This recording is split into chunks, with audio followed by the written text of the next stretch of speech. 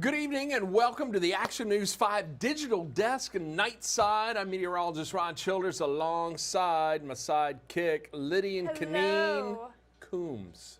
Lydian Caneen I guess Coombs. I need to change that super that's right there, huh? Yeah, you do. She got married last week. I did. Yay, applause all around. Congratulations, Mrs. Coombs. Or is it Caneen Coombs?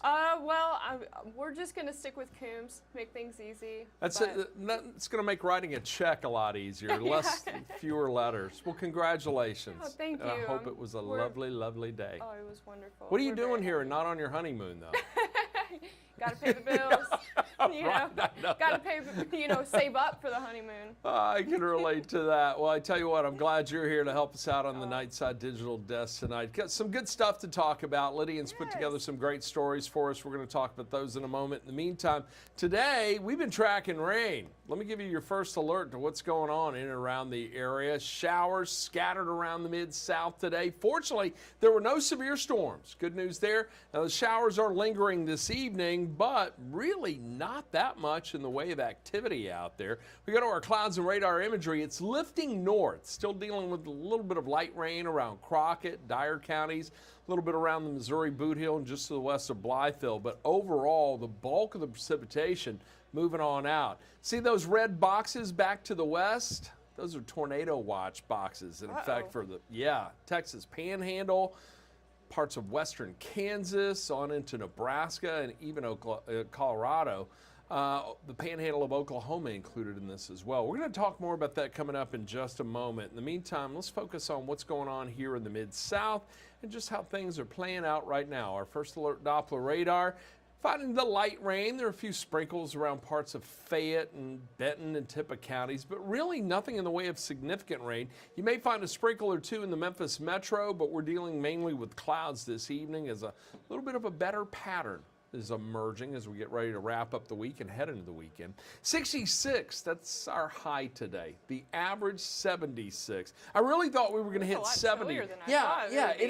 And I thought we would hit 70 today. I was really confident that we'd hit a high of 70, but the rain started to develop right around midday, and those clouds really thickened up quickly. So that kept us about 4 degrees shy of what we were expecting and 10 degrees shy of the average. 56 was the low, and that is average for this date. So, and by the way, only a 10-degree spread in temperatures, when typically we see about a 20-degree spread through the day. But we do have much warmer air coming our way. I'll talk more about that in a moment. Let's talk about what it's doing right now. Cloudy. 59 is where we are. 66, again, our high today. Winds out of the east at about 10 miles per hour, but those winds are going to soon shift around to the south, and that's going to allow for a big warm-up. Now, over the next 12 hours, still looking at about the 60% chance of rain mainly to our north, all right? But by 11 tonight, and really after 8 o'clock, I think our rain chances drop to about 20 to 30% at most, and will linger around 20% from 11 to 2 a.m. and then should be cloudy at 5 a.m. and at 8. Temperatures there in the low to mid 60s. So your Friday morning drive is likely going to be overcast, but I don't think we're going to deal with anything in the way of rainfall. I'm not going to rule out a sprinkle or two. There is still a slight chance it comes into play for tomorrow, but a little bit of a better pattern emerging for Friday and a much better pattern for the weekend. As a matter of fact, we've been talking about the chance of rain coming into play, isolated showers possibly Saturday, and a little better chance Sunday. Well, right now, I think our rain chance is about 10% at best. Let me show you futurecast from now until about midnight tonight. The rain should be gone. Clouds are going to be, or skies are still going to be cloudy, I do believe. There may be a few breaks here and there, but upper 50s to near 60 in the Mid-South. Then by 8 in the morning, we're going to have temperatures mid-60s, but it will likely again be overcast. You may notice a little flash of green here and there, especially as we get into the late afternoon and evening hours. Maybe a stray shower, but really most areas and most of the day dry. I don't know why it did that. That was kind of strange, but see if I can move that back down for some reason. Nope, doesn't want to work. Doesn't want to work. Anyway, Here's what we expect. Clouds and only a slight chance of a little rainfall. That thing just moved on its own, Lydia. I've Did never you see seen that? that before. I have not either. Although I will tell you, over the last 24 hours, some strange things have been happening with our graphics computer. We lost some functionality yesterday. Fortunately, we had another backup system that was here, but wow, what a crazy day that made for. Wasn't it a full moon yesterday? Yeah, it was. The pink moon, by the way. It wasn't literally pink, but the full moon in April is called the pink moon. I used to know why, cute. but I'm going to have to look that up again and how it got that moniker. But yeah, full moon. Messed with That's why. everything, including my computer graphics. Let me show you what's in store for tomorrow. A lot of clouds are going to be in here. 7 should be cloudy and about 63. 79 at noon, but even with clouds, Lydian, check this out. 81 at 3, 82 at 5, 80 at 7. The other thing I want you to notice, look at the winds. That S15, S18, that's a south wind at 15 to 18 miles per hour. I think we'll have 15 to 20 mile per hour winds throughout the day, maybe even gusting to about 25 miles per hour. So it is going to be a breezy day. The weekend will as well. Now, the average high temperature this time of year, 76. Look at this, low to mid 80s. Friday, 82. Saturday, 84. We're on track for our warmest day of the season thus far. We'll hit 83 on Sunday. And then for Monday, notice a little dip in the temperature there, 75. We're going to see a pretty good chance for rain, maybe even a couple of thunderstorms in the area. I think mainly rain. That could even lead to some flash flooding. But we'll be back in the mid-80s by Wednesday. But let's focus on the weekend. Check this out. Partly cloudy Saturday, 84 degrees the high. The rain chance only 10%. Same thing for Sunday. It's going to be warm and breezy through the weekend. We'll hit 83 on Sunday. And look, if we see a good amount of clearing, a few hours of good sunshine on Sunday, it's possible we could hit 85, 86 degrees. Right now, I think it's going to be a day of mostly cloudy skies, or really an afternoon of mostly cloudy skies. 83 should be the high, but warm temperatures indeed, breezy conditions as well. Let's talk about the threat for severe weather, because there are significant threats, especially in the plains for tonight.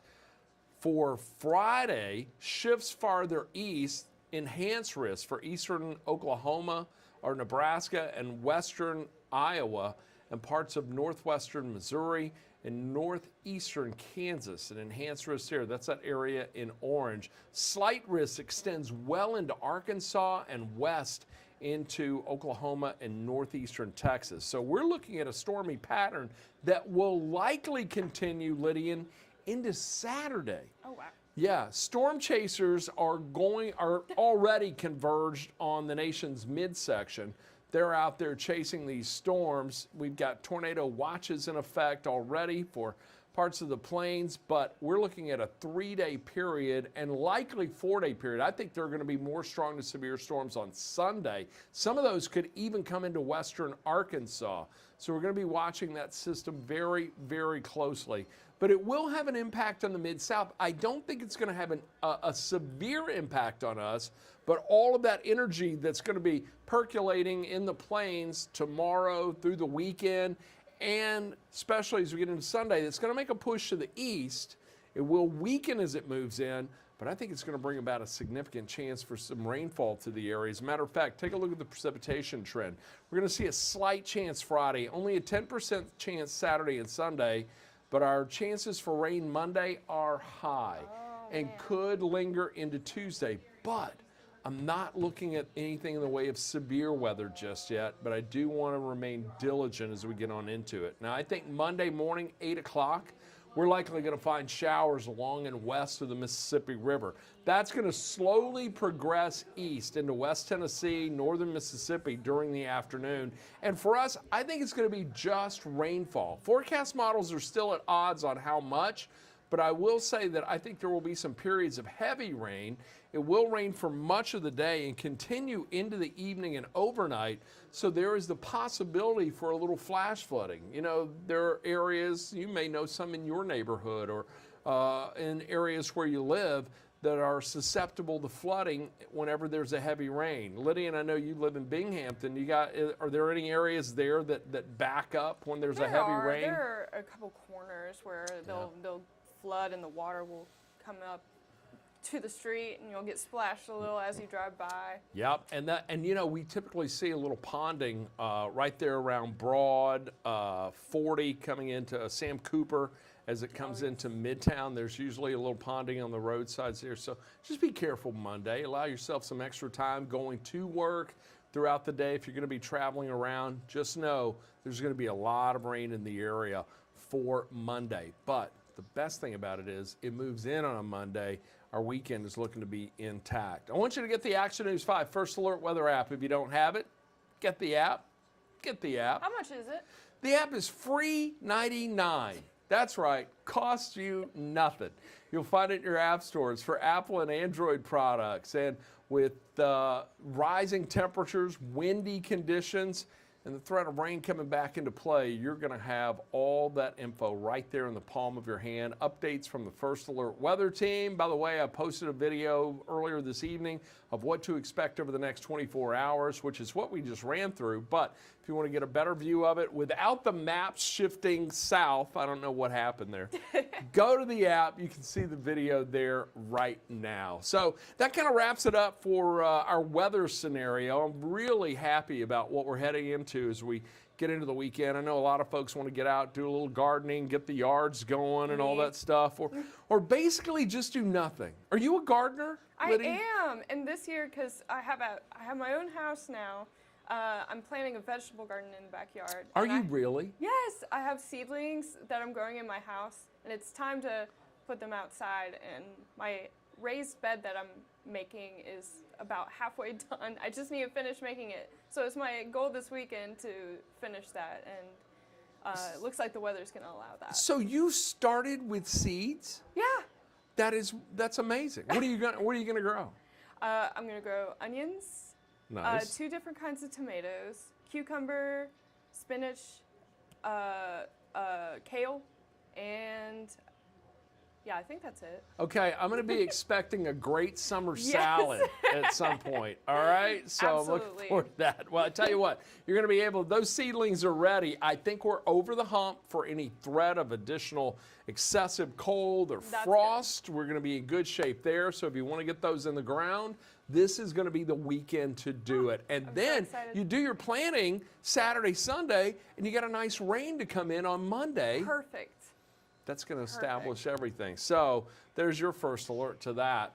Hey, you've got some pretty good stories for us today, don't you, Lydia? Or tonight, I should say. I have some fun stories for our audience. So have you been to Tom Lee Park since it renovated? I was there last year for the Memphis in May World Championship Barbecue Cooking Contest. There were still some areas that were undone. It was kind of the preliminary before the official grand opening. I have not been downtown since, but I am excited to see it. Gotcha. Yeah, I also only saw it once at the Beale Street Music Fest last summer. But anyways, one of the playgrounds at the park has been named number 3 in a list of the top 11 most unique playgrounds in the country. Get out of here. Yeah, it's really cool. That is awesome. Yeah, the other top 2 include one from Berkeley, California, and somewhere in New York. But yeah, it's the Life on the River playground at Tom Lee Park, and it's number 3 on Mental Floss's list of unique playgrounds. That is very cool. And with the lovely view of the mighty Mississippi River going by. And by the way, the Mississippi River right now is 22 feet, which lovely after being low all these for several months in the end of winter and the beginning of the new year. But I tell you what, it's going to be a good weekend to get out there and enjoy it. So I hope everybody takes advantage of that. I think they're even putting pickleball courts out there. I heard some talk of pickleball courts. I don't doubt that.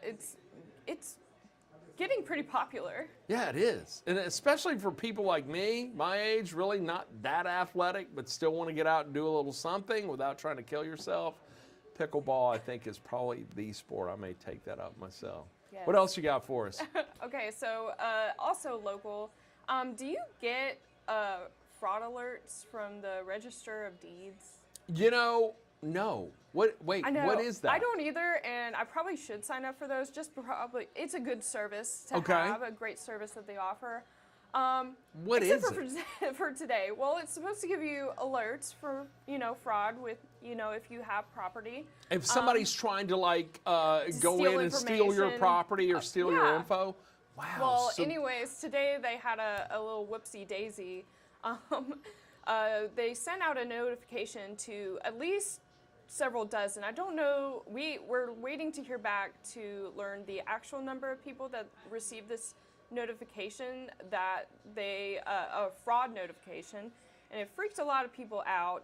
It was a boo-boo. It was not meant to be sent out to everybody. They were running a test or something like that? Likely. Yeah. But if you look up the instrument number in the notification, it should not match your property information and come back as not matching, which would be a really good indicator that something went wrong. I saw things online that they received a lot of calls today about it. Some people weren't wow. able to connect with a live person because of that, even furthering their concern. And they called us here at the newsroom, but it was just a mistake. There's an issue with their alert system. And it was we're just gonna fix Shelby it. County, right? Yes. Okay, yes, that's good to know. Just here, and only for those who sign up. You have to sign up for these alerts. It's an opt-in service that they offer. You can do it online if you're interested. Sounds like this doesn't happen very often. You know, it may have been one of those situations where they're showing somebody how to do something. Don't ever hit that button. Yeah, don't hit that Oops. button, and they did. Yeah, we've seen that here before. Yes. We also do Don't hit that button. notifications, and, Uh-oh. we're not perfect, but it happens. I got to tell you a funny story. We had an intern many years ago, and he was here playing around with our graphics computer. He was new, his first day. We were showing him how our graphics are made, and walked away and let him play with it and said, "Do not hit save." Well, he made a 7-day forecast that had tornadoes and volcanoes. No. He started playing around with some of the icons, and there's a wide array of icons, and the temperatures. He put in these outlandish temperatures, and he hit save. That went to the web. That went to our digital channel. That went out, I do believe, on our app, and it made it to a whole bunch of different platforms. It was one of those instances where we had said, don't hit that button. Yeah, Don't hit save unless you're absolutely sure. And there was even a, are you sure? Yes. Anyway, it happens. It happens. Well, He's having a great career now, by the way. Oh, So, good. yeah, so he's doing well. He doesn't do that learn. anymore. Yeah, live and learn. Live and learn. well, do we have time for more? I think we got time. Okay, Yeah. okay. How are you on time? I I don't do have to good. be anywhere until Action News 5 at 10 with Joe Birch and Joy Redmond and Doc Holliday. So Yeah, I I think got a we're little good. time to burn here. What else you have? If it's for us? okay, I want to go through one more story because Okay. I'm personally excited about this. So, Orange Mound, exciting development in Orange Mound. Now, the Orange Mound Tower, which if you've driven on Lamar, you probably recognize it as the old United Equipment building. That the big is old an skyrise. iconic building right here in Yeah. Memphis, Tennessee. I remember that from my childhood. Really? Yeah, and as a matter of fact, little piece of history here, there used to be a Howard's Donuts right there beside it. And my mother worked for the health department. She worked the night shift at one of the public health department facilities. And my father would take her to work in the evening, and my brother, sister, and I would go along for the ride. And then we would stop at the Howard's Donuts on the way back. I don't think we were supposed to tell my mom, because that's usually what dinner ended up being. But yeah, I remember those occasions. But I always was fascinated with that building Yeah. and wondered what was in it. I cut off your story, but what's happening with that you're building? fine. That kind of reminds me of my own personal experience, because when I think of this development project, because they're planning art galleries, artist space, commercial and residential space. It kind of reminds you of a place we already have here in Memphis, the Crosstown Concourse. You know, the renovated Sears building. And I remember when I was in middle school, I went to Minglewood Hall, I think, for a concert, and we were waiting outside to be let in, and I just remember staring at the abandoned, empty Sears building with the broken windows and graffiti, and just like being like, huh. And yeah, here we are with the renovated Crosstown Concourse, which is an amazing hub for people. And this is, you know, supposed to be a similar thing, but, you know, centered on the Black community that is in Orange Mound, and reflecting that with, you know, Black-owned businesses and artists as well. So it'll be really cool. I'm really excited. But they're past the pre-development phase and are now entering the design and schematics phase, and they're hoping that by the end of 2024 they'll start construction. That's the hope. That is absolutely awesome. I love to see that, because that building has sat abandoned for a number of years as well. You know, and again, on a personal, my dad worked in that Sears building for 35 years, and it's really, while I have fond memories of going in there as a child, and then to see what it has become, is absolutely amazing. And what a fabulous facility that is. Living, recreation, dining, everything is in there. It's in the Church Health Center, of course, and the Church Health Center was instrumental in really revitalizing the Sears building. So I'm excited to see what they're going to do with the with that old building. That is going to be very, very cool. I'm very excited. I love mixed-use developments, so that'll be great for the city and great for the Orange Mound neighborhood. And I'm just really giddy. I'm really excited. And I got to tell you, if you've never been to the Crosstown Concourse, you have to go, and you will spend hours there. The pictures on the wall alone are amazing, and then all the different areas. There's art galleries. They're just fabulous restaurants and so many fun things there. So check it out, absolutely. And I look forward to this new facility as well. So it's been a good night. And Lillian, good to have you back. Congratulations once again. Thank you. Thank you all for joining us here for our Nightside Digital Desk. By the way, I do want to remind you, you can get the Action News 5 app. If you're watching us on Facebook right now, you can get the Action News 5 app on Amazon Fire, Roku, or Apple TV. If you have one of those streaming devices, it's a free app. You'll be able to watch our Nightside Digital Desk there. Andrew Douglas is on the Digital Desk every day from 7 a.m. until 11. Lots of great content. There's so many wonderful things. Kim Clark's 5-star stories on that app. And just, you can spend the day just watching all the wonderful things here from the fabulous folks here at Action News 5. So get that app as well. Don't forget to download that Action News 5 First Alert Weather app too. Lots of good stuff there. Lydian, thank you for your assistance tonight, and because I can't do this without you. She's the brains behind all of this. So thank you very much. Thank you. I appreciate it. This is fun. I enjoy doing this. Well, hey, you guys have a great night. Go to our website. You'll find more stories by Lydian and the rest of our digital team there. And, of course, check out our apps, our news app, and our weather app. And you guys have a great night. I'm off for a couple of days. I'll be back Sunday night. We'll see you then. Have a good one. Thank you.